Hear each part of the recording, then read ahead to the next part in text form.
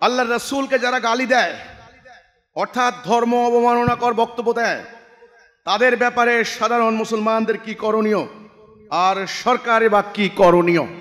এখানে প্রশ্ন করেছেন যারা আল্লাহর রাসূলকে গালি দেয় তাদের ব্যাপারে কি করণীয়।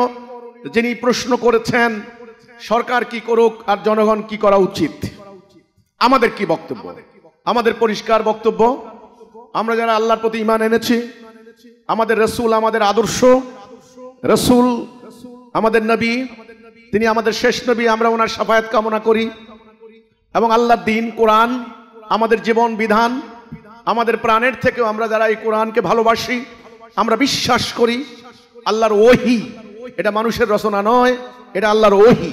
অর্থাৎ আমরা যারা ঈমান এনেছি আল্লাহর প্রতি, কোরআনের প্রতি, রাসূলের প্রতি, আমি পরিষ্কার করে বলতে চাই যেই সমস্ত কুলাঙ্গার, যেই সমস্ত অপদার্থ, যেই সমস্ত মুনাফিক মুশরিক, যেই সমস্ত আল্লাহদ্রোহী শক্তি তাগুত, তারা আল্লাহকে গালি দেয়, রাসূলকে গালি দেয়, কোরআনকে গালি দেয়, আমার রাসূলকে অবমাননাকর কথা বলে, ওনার ফ্যামিলি নিয়ে কথা বলে, তাদেরকে ঘৃণা করব, আমরা তাদেরকে প্রত্যাখ্যান করব, এটা আমরা সমর্থন করব না। আমাদের হৃদয় বিক্ষুব্ধ হবে, আমাদের হৃদয় আন্দোলিত হবে, আমরা কষ্ট পাবো, আমরা ব্যথা পাবো, বেদনা পাবো। সোজা কথা, এই কথার মধ্যে আর অন্য কোনো কথা নেই।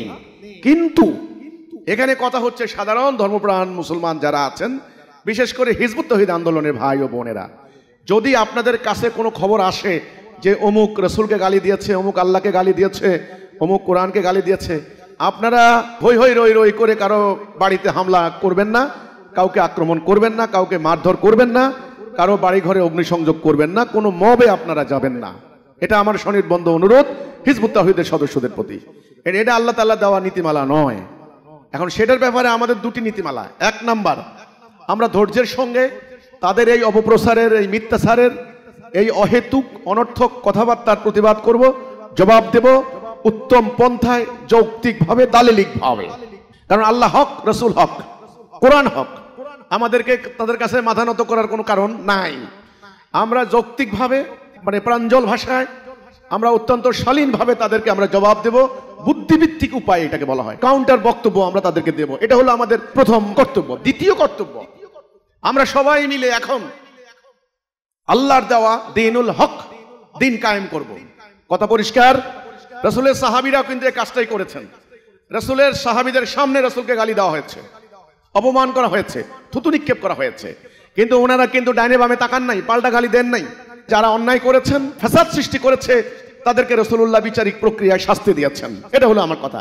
তা আজকে যারা রাসূলকে গালি দিবে, আল্লাহকে গালি দিবে, আমি বলতে চাই তথাকথিত স্বাধীনতার নামে, বাক স্বাধীনতার নামে, গণতান্ত্রিক অধিকারের নামে এগুলি তারা লন্ডনেও করে, স্পেনেও করে, সুইডেনেও করে, ফ্রান্সে করে, এগুলি বলে এটা আমাদের বাক স্বাধীনতা।